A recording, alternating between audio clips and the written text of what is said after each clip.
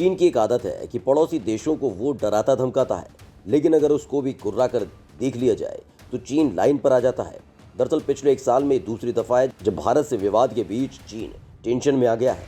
इस बार भारत की special forces को देखकर चीन की पिद्दी सैनिकों की हवा उड़ गई है, जिसके बाद चीन ने भी भारत की पॉलिसी अपनाने का प्लान तैयार किया। लेकिन भारत के जैसे स्पेशल फोर्स को देखकर चीन पसीना पसीना हो गया है। वैसी फोर्स बनाने के लिए चीन को काफी मेहनत करनी पड़ेगी। आज हम अपनी वीडियो में भारत की वही फोर्स दिखाने जा रहे हैं जिसने चीन को दिन में तारे दिखा दिए हैं।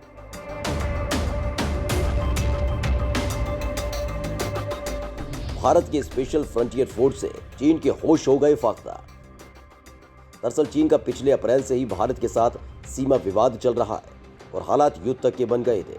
जब चीन ने मई में हुई दोनों सेनाओं के बीच की झड़प के बाद जून में हुई हिंसक झड़प से घबराकर आनन फानन में एलएसी के पास अपने सैनिक और सैन्य उपकरण तैनात कर दिए थे, जिसके बाद कई दौर की बातचीत भारत और चीन की सीमा के बीच हुई और इस साल फरवरी में चीन ने अपनी सेना को वापस बुलाने का ऐलान किया था। लेकिन उसके बाद भी कुछ ऐसे इलाके हैं जहां से चीन वापस जाने को तैयार नहीं है, जिसको लेकर 11वें दौर की बातचीत हो चुकी है जो बेनतीजा रही। लेकिन इस बीच चीन जब पसीने पसीने हो गया जब उसने भारत के स्पेशल फ्रंटियर फोर्स के जवानों का कौशल देखा। दरअसल पूर्वी लद्दाख की कैलाश रेंज में भारत के स्पेशल फ्रंटियर फोर्स के जवानों ने अपने प्रदर्शन से चीन को टेंशन में डाल दिया है, जिसके बाद चीन भी अब ऐसी ही फोर्स बनाने की तैयारी कर रहा है। लेकिन चीन के लिए ये सब इतना आसान नहीं होने वाला, क्योंकि जिन लोगों से ये स्पेशल फोर्स बनी है वो भारत के प्रति हमेशा दोस्ताना संबंध रखते हैं। लेकिन जब बात चीन की आती है तो चीन की हिटलर शाही के दिन याद आ जाते हैं। तिब्बती मूल के नागरिकों से बनी भारत की स्पेशल फ्रंटियर फोर्स।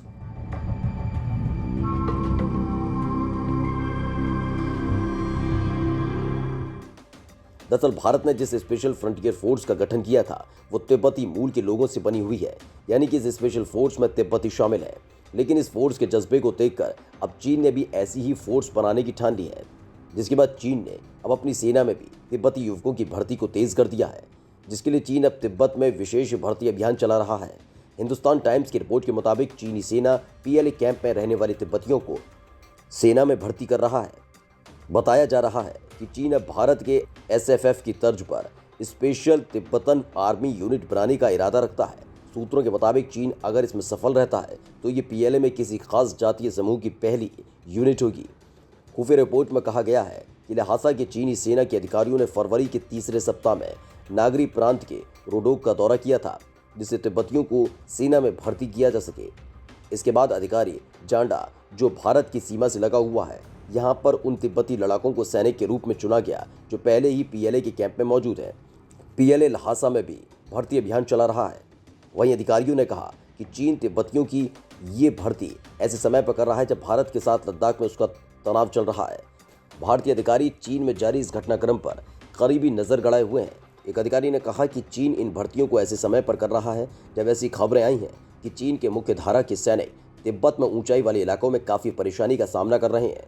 ये सैनिक पहाड़ों में काफ़ी बीमार हो रहे हैं।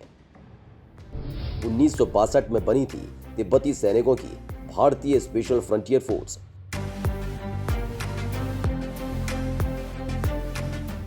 भारत में तिब्बतियों की भर्ती करके स्पेशल फ्रंटियर फोर्स का गठन किया गया।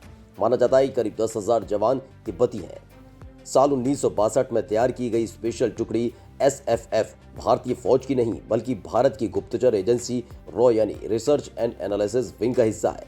इस यूनिट का कामकाज इतना गुप्त है कि शायद फौज को भी मालूम नहीं होता कि ये क्या कर रही है। Special frontier force director general of security के माध्यम से सीधे प्रधानमंत्री को रिपोर्ट करती है, इसलिए इसके शौर्य की कहानियां आम लोगों तक नहीं पहुंच सकती। एसएफएफ का गठन 1962 के चीन भारत युद्ध के तुरंत बाद किया गया था। ये गुप्त यूनिट होती है जिसमें तिब्बतियों को भर्ती किया गया था। शुरू में इस यूनिट को 22 के नाम से जाना जाता था। इसका नाम इसलिए रखा गया क्योंकि इसे एक artillery officer major general Sujan Singh Uban ने उठाया था, जिन्होंने 22 माउंटेन रेजिमेंट की कमान संभाली थी। इसलिए उन्होंने अपनी रेजिमेंट के बाद नए गुप्त यूनिट का नाम दिया। इसके बाद इस ट्रुप्स को विशेष फ्रंटियर फोर्स के रूप में नामित किया गया था और ये अब कैबिनेट सचिवालय के दायरे में आता है।